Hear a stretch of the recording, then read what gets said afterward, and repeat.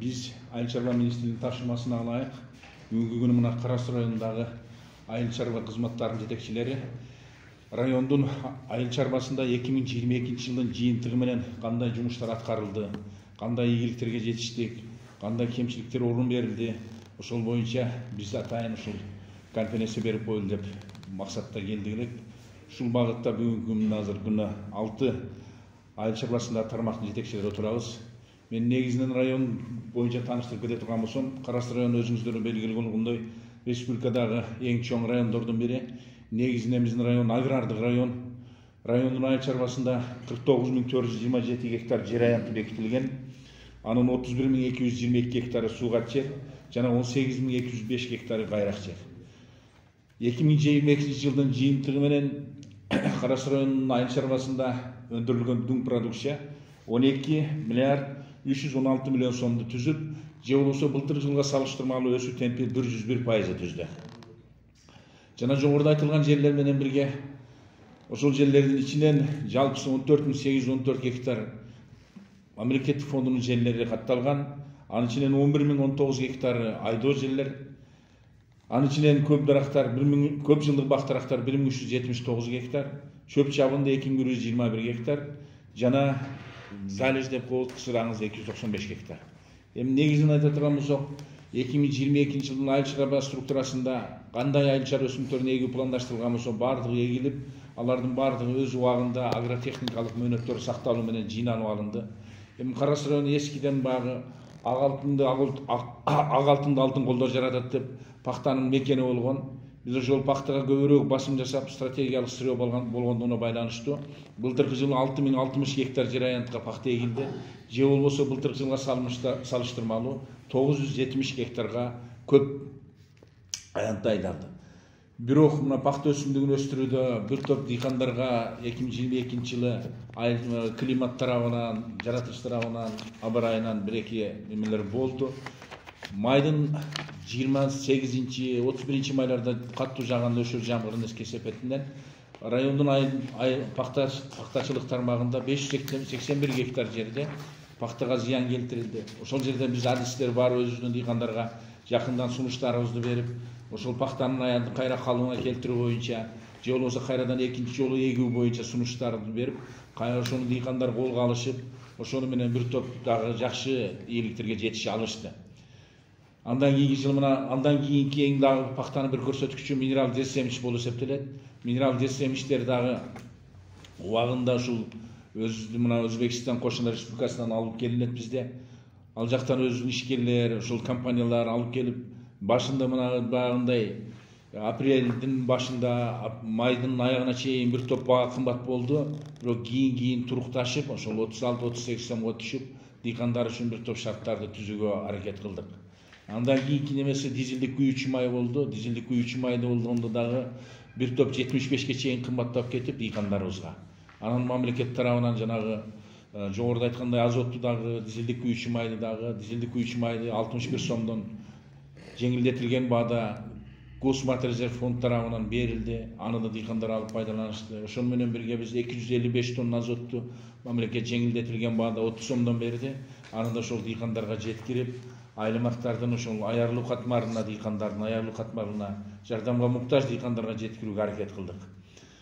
Пактачылыктан кийин биздин эң негизги үрөөнчүлүк тармагы болуп эсептелет. Райондун айыл чарбасында 8 мамлекеттик үрөөнчүлүк чарбалар катталган. Алардын бардыгы ошол айыл чарба министрлиги тарабынан бекитилген жоонун негизинде иш жүргүзүшөт. Райондук үрөөнчүлүк чарбалардын карамагында бүгүнкү күндө 851 гектар жер бекитилген. Анын ичинен 620 гектары суугат жер, шарттуу суугаты 100 гектар, кайрак 101 гектар жана көп жылдык баг 30 гектар. Негизинен үрөөнчүлүк чарбалар багыты экиле айыл чарба өсүмдүктөргө багытталган. Биринчиси будай, кылкануудан эгиндери, күздүк будайдын үрөөндөрүн өндүрүп, сапаттуу үрөө менен элди камсыздайт.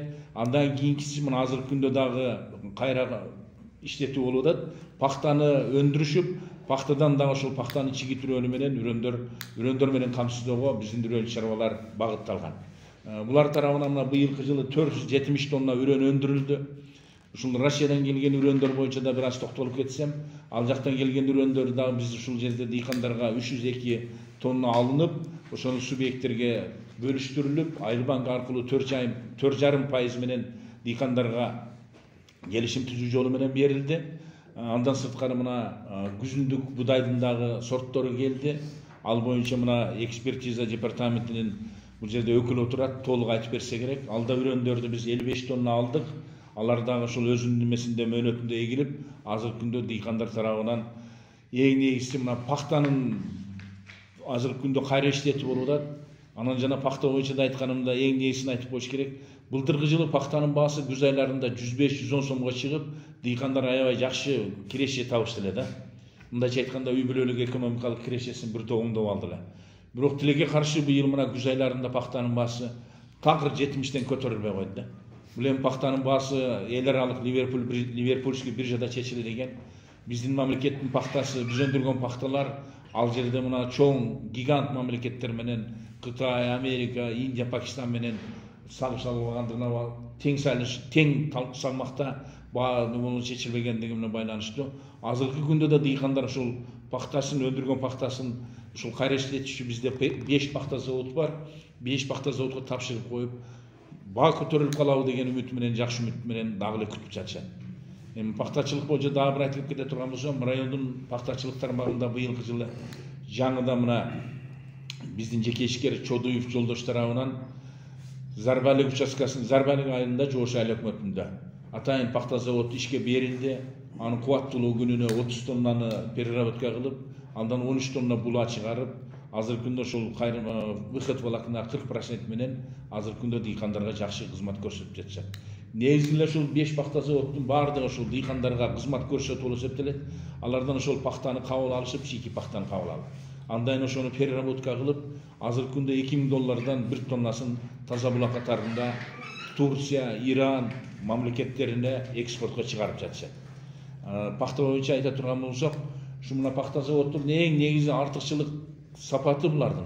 Ушу мына жаз айларында баардык ушул пахтага кетүүчү дары-дармегин, минералдык дерсемчин, дизелдик күйүүчү майын, пленкасын, жанагы сээп бере турган сейилкасы менен дыйкандарды камсыздап, ошолорго жакшы шарт түзүп берип, анан кийин ошол күз айларында түшүм бышкандан кийин өз ара эсептешүү жолу менен дыйкандарга мындайча айтканда жеңилдетилген шарт, аларга мындай документтерди алып келесиң деп кыйнабастан, паспорту менен жана үлүш китебини же болбосо мамлекеттик фонду менен түзүлгөн келишимдин негизинде гана каржылап жакшы шарттарды түзүп берип жатышат. Андан кийинки эң азыркы мезгилдеги орчундуу нерселердин, орчундуу иштердин бири бул Кыргыз Республикасынын өкмөтүнүн 2021 жылдын 17 декабрдагы 309 токтомун ишке ашыруу болуп турат. Бизге мына быйылкы жылы 309 токтом боюнча бир топ шеркеттер жасалды. Сиздерге маалымат катары айтып коюшум керек. 309 боюнча мына былтыркы жылы 75% мамлекеттик фондко алынат, ал эми 25% айыл өкмөттөрдүн өзүнө калат деген, бирок бир топ талаш тартыштардан кийин сентябрь айында парламентте каралып жогорку кеңеште так чечилди. 50% мамлекеттик фондко, 50% айыл өкмөттөргө калат деген. Ошонун негизинде бизге айыл шаруа министрлигинен тиешелүү буйруктар, тиешелүү каттар, тиешелүү жоболор чыгарылып берилди. Ошонун негизинде Кара Суу районунун айыл чарбасында быйылкы жылы 5 жылдык мөөнөтү бүткөн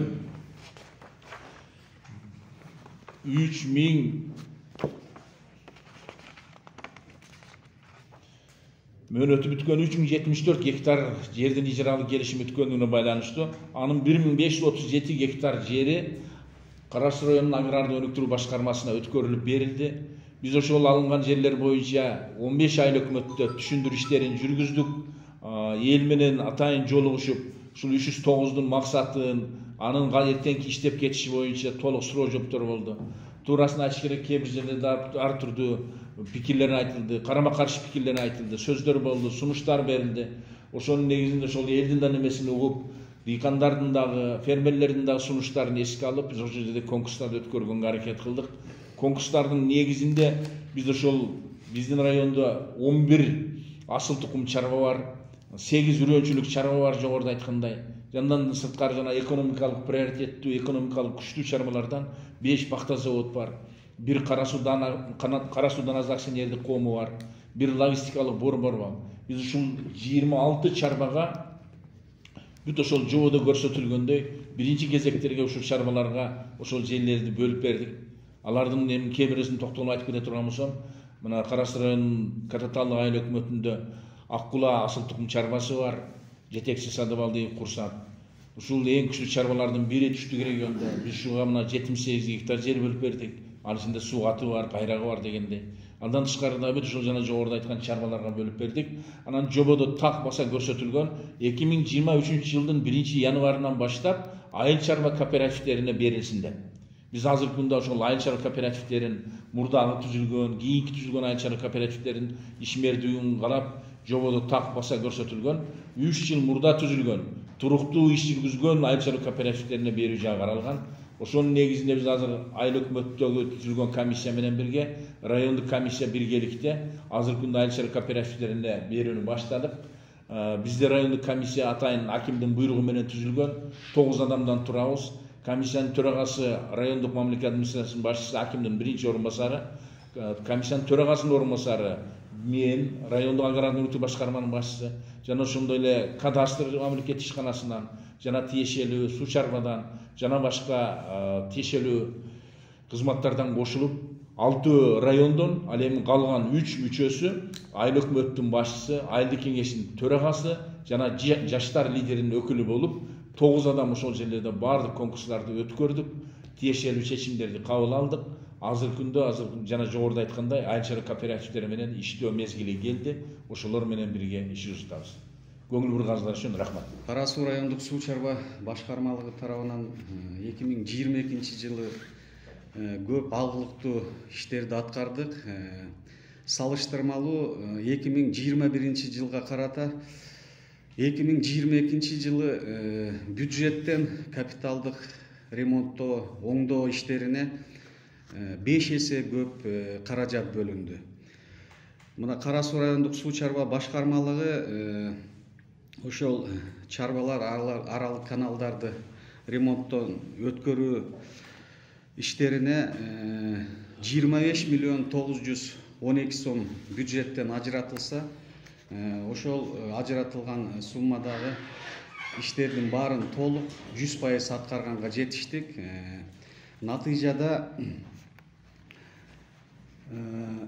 ушул ремонттоо, оңдоо иштери алгылыктуу болгонун эсебинен дыйкандарга берген суубуздун көлөмү дагы салыштырмалуу 21 жылга 10%га көбүрөөк суу бергенге жетиштик.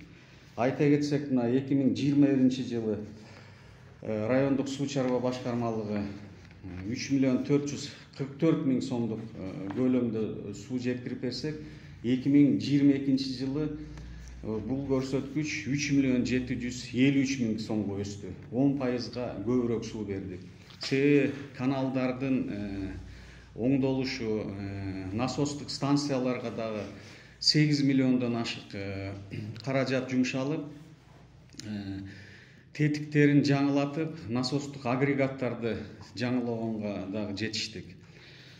Быйылкы жылга дагы ошондой эле көлөмдөгү иш планды түзүп, райондук суу чарба башкармалыгы тарабынан ошо капиталдык ремонттоого бюджетке 31 миллион сом акча каражатты ошо ремонт иштерине пландаштырып атабыз. Буюрса, бул акчаны дагы өкмөт тарабынан бөлүп беребиз деген жакшы кабар бар. Жылдан жылга мына чарбалар аралык каналдардын акыбалы оңолуп, ошо дыйкандарга суу жеткирип берүү маселеси алгылыктуу. Негизи мындай көрсөткүчтөрүбүз жакшы. Ошол эле мезгилде мына ички чарбалык канал арыктарга дагы өкмөт тарабынан жакшы көңүл бөлүнүп, негизи спалар дагы аябай жакшы иштешти. Андан сырткары мына айыл өкмөттөр тарабынан дагы ички чарбалык каналдардын ремонтуна 5 миллиондук сомдук каражат мына айыл өкмөт тарабынан бөлүнүп берип, ички чарбалык канал арыктар дагы жакшы тазаланып, ошо дыйкандарыбызга суу жеткирип берүү маселеси алгылыктуу болду деп белгилеп кетмекмин. Мына эми мындан аркы ишибиз албетте суу чарба райондук суу чарба башкармалыгы, ошондой эле спалар ушу биргеликте иш алып барып, ички чарбалык канал арыктардын жакшы ремонтуна дагы мындан ары жакшы көңүл бурабыз деп айтып кетмекчимин. Кара Суу райондук ветеран башкармалыгынын 2022 жылдын 12 айында ветеран санитардык профилактик иш-чаралар аткарылышы боюнча маалымат берүүгө уруксат бериңиздер. Кара Суу райондук мамлекеттик статистикалык башкармалыгынын 2002 жылдын 1 январына берген малдын башына ылайык 13.542 баш жылкы, 94.121 кара мал, ошондой эле 238.777 баш кой эчки катталган. Ушулардын негизинде ушул башты негиз кылып биз 2022 жылга биз план тапшырмаларды түзгөнбүз. Ошонун негизинде биз иш алып бардык. Ошондой эле мына районубуздагы айыл өкмөттөрдө жеринде 46 жеке ветеринар иш аракет кылат. Жеке ветеринар иш аракеттеринин баардыгы ушу мезгилде өзүңүзгө белгилүү болгондой, баардыгы биздин менен ветеринар башкармалык менен эки тараптуу келишим негизинде иш алып барышат. Алардын баардыгы ошо жеке ветеринар өз алдынча ишкер катары катталып, алардын баардык мөөрү бар. Биздин менен эки келишим негизинде түзгөндөн кийин аларга биз мамлекет тарабынан берилген вакциналардын баардыгын биз размеряттык негизинде таркатып беребиз. Мамлекет тарабынан берген вакциналардын баардыгы жетиштүү болду 2022 жылга. Ошондой эле диагностикалардан баары жетиштүү болду. 100% биз профилактика эмдөөдөрдүн баарын аткардык. Мен мисал келтирип бере турган болсом, 2022 жылдын 12 айында 99.342 баш ит кутурмак эмделди. Ошондой 120.720 баш мал шарпы эмделди. Ал эми 95.097 баш кара мал Сибирь жарасына, 255.765 баш кой эчки Сибирь жарасына эмделди. Ошондой эле 12.535 баш жылкы Сибирь жарасына эмделип, кой эчкилерди дагы 125.238 баш кой эчки эмделди. 242 баш кой кыргынына каршы эмдөөдөн өттү. Биз негизинен өзүңүздөр белгилүү болгондой ушул түштүк жергеси Сибирь жарасынын эски чордондору көп катталган. Ошондой эле биз ушул Кара Суу районунда атап келе турган болсом, 45 чордон эскиден катталган чордон бар. Ошонун 42-30 чордону белгилүү. Ошонун баардык айыл өкмөттөрүнүн балансында жылда 2 жолу инвентаризация өткөрүлүп, хлор менен заластанды сапаттуу текшерилип турат. Ушу айыл өкмөттөр жеринде негизинен биз Сибирь жарасына каршы эмдөөлөрдү ушундай түз аябай көңүл бурабыз. Ушул 2022 жылы 12 айында аталып кеткен 100% мал жанаттардын баары Сибирь жарасына, жугуучуларында баарын эмдөө өткөрүлгөн. Ошондой эле биздин бир бруцеллез каршы эмдөө иштери шарпылагында штаб 19 эмдөө торпоктордун баары эмделип өткөрүлгөн болчу. Быйыл 22 жылда жылдын башында биз эмдөө өткөргөнбүз. Ошондой эле бруцеллез аныктоо боюнча кара малдардан торпоктордон биз каналды текшергенибизде мына 12 айда 19.700 баш 70 баш кара малдан биз серология издөө жүргүзүп, андан биз 30 баш кара мал бруцеллез аныкталган. Аны ветеринар санитардык эреженин негизинде баары союп жок кылынды. Ушул эле мезгилде кутурма ылаңын алдын алуу боюнча айыл өкмөттөрдө дейдит мышыктарды атуу боюнча да иштер алып барылды. 3270 баш дейдит мышыктардын баардыгы жеринде айыл өкмөттөрдүн негизги ошол уюштурган негизинде ошо баары атылып жок кылынды. Ошондой эле алар ветеринар санитар эреженин негизинде ошо атылган жол иттердин баары иттердин өлүктөрү көмүлгөн. Мен баягы мамлекет тарабынан берилген биопрепараттар жетиштүү. Алар төмөнкүлөрдү мен сиздерге айтып кетейин. Негизинен Сибирь жарасында шарпылагына, көз улактар, ревайдинге, койдун кыргыны, ошондой эле айдын стабилизациясы келген. Ушулардын баары биз таркатып бердик. Мен силерге дагы бир кайталап коеюн.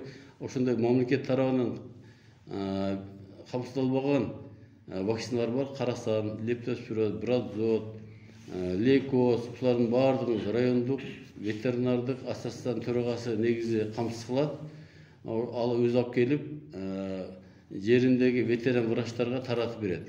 Бул эми биз мамлекеттик кызматкер болгондон кийин биз бул мамлекет тарабынан камсыздоо вакциналарды биз алып келгенде бизге мыйзам жол бербейт. Ошо ассоциация алып келип өзү таратып, эмдөө же контроль биз жүргүзөбүз. Мамлекеттик саясат негизи өзүңүз билесиздер, мал жандыктардын баары идентификацияга өткөрүү, жылкыларды идентификацияга өткөрүү ушул 22 жылдагы аябай жемиштүү болду. Биз жылкыларды негизи район боюнча 13.534 жылкыны идентификацияга өткөрүп бүттүрдүк. Ошолордун баары өзүбүздүн жаныбарларды көзөмөлдөө атайын маалымат база бар. Ошо маалымат базага биз түшүрдүк. Ошондой бул эми баягы 100% бүттү дегенибиз менен бош баш бүттү. Жылда төлүнбүз. Жылда кулундарды 4 айлык кулундардан баштап жылда улантып кете берет. Ошондой эле кара малдарды дагы биз идентификацияга өткөргөнбүз. Жылда ал деле торпок тууп алгандан кийин торпоктор 14 күндөн кийин ал дагы жылда ушу идентификациядан өткөрүлүп маалымат базага түшүрүлөт. Бул маалымат базаны азыр өзүңөр билесиздер. Маалымат базага киргенден кийин Айыл банк, РСК банктан дагы биздин жарандарыбыз кредит алганды ушул жакшы жардам берип атат. Ошол жерде малдын паспортун чыгарып берет. Жериндеги ветеринар врачтардын баардыгы ошол базага киргенге мүмкүнчүлүгү бар. Логин, паролдор өзүнчө алган. Ошо негизинде өзүлөрү жарандар кайрыла турган болсо, ошо малдын паспортун чыгарып берет. Аны алып келип РСК Айыл банкка кирсе, ошонун негизинде да кредиттер бергенге мүмкүнчүлүк болду. Эми негизинен райондук башкармалык башка эле мекемелердей эле биз дагы электрондук базалар менен иш алып баратабыз. Отчетторубуз баардыгы электрондук базага киргизилген. Радис, Надис, Ваксит деген электрон базалар менен иштейбиз. Ошондо да ЖКС, проверка КЖ, субъекттер текшерүү боюнча да проверка КЖде киргизилген. Сет, кызмат баарын биз ишке ашырдык. Ошо толук кандуу биз иш алып баратабыз. Бүгүнкү күндө эпизодия бал туруктуу. Биз эми ветеринар кызмат болгондон кийин ар кандай кокустуу оорулар чыга турган болсо, же болбосо каттала турган болсо, биз баардыгын ветеринар мыйзам жөнүндө карантин коюп, ошонун баардыгын биз ветеринар санитар эреже негизинде жүргүзөбүз. Негизинен жериндеги ветеринардык врачтар баардыгы толук кандуу иш алып барып атышат. Жугуштууларга каршы вакциналардын баардыгы ушул мезгилде бизде бар. Ветеринар иште чараларды иш план негизинде жүргүзүп жатабыз. Кара Суу районунда 2009 жылы 26 январда номер 30 жайыттар боюнча мыйзам негизинде 16 айыл өкмөттө 16 жайыт пайдалануучулар бирикмелери түзүлүп, аларды башкаруу үчүн жайыт комитеттер түзүлгөн. Район боюнча жалпысын айтканда 74.851 гектар жайыт бар. Андан тышкары биз узак мөөнөткө 2030 жылга чейин пайдаланууга берилген Алай районунан 78.068 гектар жайыт пайдаланабыз. Кошумча жайыттарды Токой чарбадан пайдаланабыз. Быйыл 22 жылга биз коомдук мал жандыктарды жайыттарга жайгаштыруу боюнча 8900 баш ири мүйүздүү малдарды, 16200 баш майда жандыктарды, 1731 баш жылкыларды айыл өкмөттөрдүн өзүбүздүн жайыттарга жайгаштырдык. Токой чарбасында келишимдин негизинде ири мүйүздүү малдардан 11950 баш, 8600 баш майда жандык, 410 баштай жылкыларды жайгаштырдык. Алай районундагы алыскы жайытыбызга ири мүйүздүү малдан 1198 баш, майда жандыктардан 63460 баш, 867 баш жылкыларды жайгаштырдык. Башка райондорго да кетет, бизге өзгөн. Башка райондорго ири мүйүздүү малдан 7100 баш, майда жандыктардан 5850 баш, жылкыдан 600 баш башка райондордун жайыттарына жайгаштырып келебиз.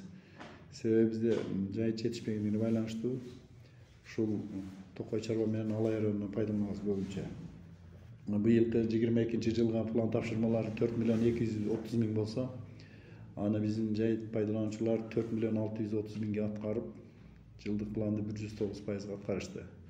ушул мезгилде рай администрациянын графиги негизинде 22-жылдын аткарылган жумуштарды жана 23-жылга кандай план тапшырмаларды аткарыш боюнча азыр жайыт комитеттерде жылдын жыйынты боюнча жыйындар өтүп жатат графиктин негизинде. Ал эми жайыт комитеттерге Кара Суу районуна ИФАД уюму тарабынан долбоордон мал чарбасын жана базарды өнүктүрүү долбоору боюнча 114 миллион сом бөлүнгөн. Анын 25% өздүк салым болуп айыл өкмөттөрдөн которулган. Ошол уюм боюнча 114 миллиондон биз шаймандарды кошкондо жалпы техникалардын саны 60 техниканын единицасын алдык. Андан тышкары 6 жерге алыскы жайыттарга жана ортоңку жайыттарга баруучу 6 жерге жеңил унаа жана мал жандыктар өтүүчү көпүрөлөр салынды. Андан тышкары 6 айыл өкмөттүн жайыт комитеттерине жеке ветеринарлар жана жайыт комитеттер үчүн 6 имарат салынып, бүгүнкү күндө иштеп жатат. Ошолорду пайдалануу боюнча ушул күндө отчеттору угулуп жүргүзүлүп атат азыр. Анан тоюттар менен камсыз болуу, жалпысынан алганда чыктуу тоюттар менен, кесек тоюттар менен жана концентрат тоюттар менен камсыз болуу жакшы жолу коюлган. Азыр ушул кезде эч кандай тоюттун жетишпестиги байкалып элек. Саламатсыздарбы кесиптештер. Ош Токой чарбасы Кыргыз Республикасынын Айыл чарба министрлигине караштуу Токой кызматынын түзүлүштүк бөлүгү болуп саналат. Токой чарбасынын негизги милдети болуп токойду коргоо, сактоо жана токой аянттарын көбөйтүү болуп саналат. Бүгүнкү күндө Ош Токой чарбасынын жалпы аянты 105.445 гектар аянтты түзөт. Токой чарбада 3 токойчулук бар. Булар Кара Суу, Арабан жана Акбара токойчулуктары. Жогоруда аталган 3 токой чарбада туруктуу токойчулукта 3 туруктуу атайын көчөткана бар. Көчөтканаларда 30га жакын ар кандай ар түрдүү бадал дарактардын көчөттөрү өстүрүлүп келинет. Негизинен көчөтканада өстүрүлгөн көчөттөр экме токой отургузуу иштери үчүн жана ошондой эле жергиликтүү мамлекеттик органдарды, ишкана мекемелерде жана ошондой эле жеке керектөөчүлөрдү көчөт менен камсыз кылып келет. Ош Токой чарбасында атайын каражат топтоо иштери 2022-жылга 2021-жылга салыштырганда 149,3%га жогору аткарылды. Бул белгилеп айта турган болсок 3.516.726 сомго атайын каражат топтоо иштери аткарылган. Ош Токой чарбасы 2022-жылга карата жашыл мурас өнөктүгүнүн алкагында Айыл чарба министрлигине караштуу Токой кызмат тарабынан берилген план тапшырмага ылайык 20 гектар аянтка экме токой отургузуу иштери аткарылган. 8.000 дана ар кандай бадал дарактардын көчөттөрү отургузулган. Анын ичинен ийне жалбырактуу карагай көчөттөрү 5 гектар аянтка, мөмөлүү дарактардын көчөттөрү 9,50 гектар аянтка жана жазы жалбырактуу декоративдик дарактардын көчөттөрү 5 гектар аянтка отургузулган. Белгилеп айта кетүүчү нерсе, бүгүнкү күндө экме токойлордун аянттары толугу менен мал жандыктардан коргоо максатында толугу менен айлана тегерегилди зым торлор менен тосулуп бүгүнкү күндө коргоого алынган. Андан сырткары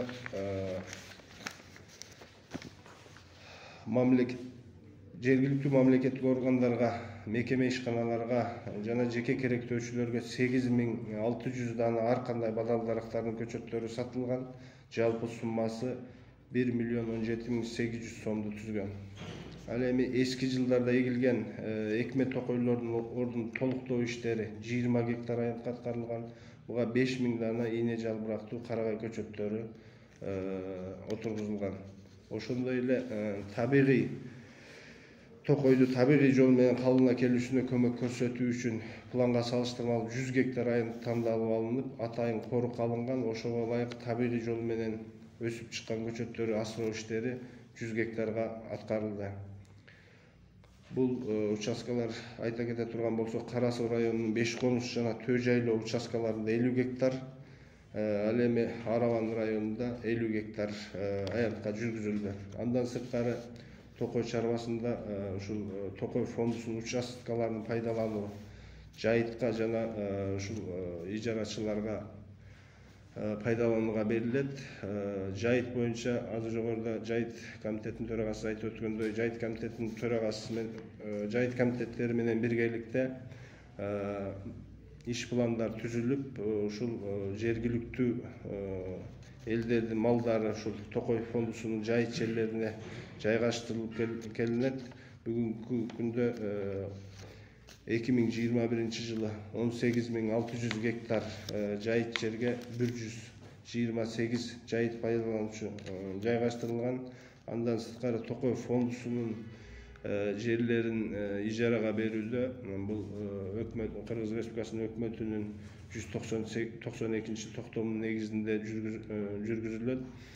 5 жылдан 49 жылга чейинки мөөнөткө ушул айыл чарба багытында көрктөндүрүү үчүн жана туризм багытында ижарага берилет. Андан сырткары Токой чарбасында Токой фондусунун жерлеринде өрткө каршы иш-чараларды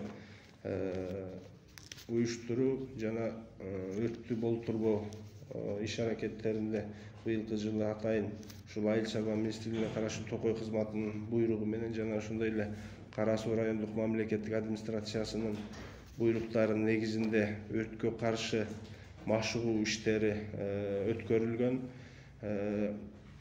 Жайыт пайдалануучуларга жана ошондой эле Токой пайдалануучуларга жеринде түшүндүрүү иштери жүргүзүлүп, жыйынтыгында 2021 жылы Токой фондусунун жерлеринде эч кандай өрт кырсыктары катталган эмес. Андан сырткары башка ишкана мекемелер сыяктуу эле Ош Токой чарбасында дагы кагаз иштерин жүгүртүү электрондоштурулган. Кызматына инфодокс кызматтарга ушул электрондук иш кагаздарды жүгүртүү боюнча толугу менен иштер жүргүзүлүп жатат. Ошондой эле Токой фондусунун жерлери негизинен бул райондун алыскы зоналарында болот. Ошондуктан бул жерде баягы техникалык коопсуздукту дагы биз алдын ала алар менен баягы техникалык коопсуздук сактоо боюнча түшүндүрүү иштерин жүргүзөбүз. 2021 жылы ушундай бир кырсык катталган учурлар болгон жок. Саламатсыздарбы? Бүгүнкү массалык маалымат каражаттарынын өкүлдөрү. Биз Ош облусундагы айыл чарба өсүмдүктөрүнүн экспертизалоо борбору ишканасы болуп аталат. Биздин ишкана менчиктин түрүнө карабастан кайсыл айыл чарба өсүмдүктөрүнүн үрөнүн өндүргөн болсо, ошол үрөндөрдүн сапатын, чыгымдуулугун жана энергиясын лабораториялык анализден өткөзүп беребиз. Биздин борбор 2022 жылы Кара Суу районундагы 8 үрөн чарба жана башка айыл чарба кооперативдери өндүргөн үрөндөрүн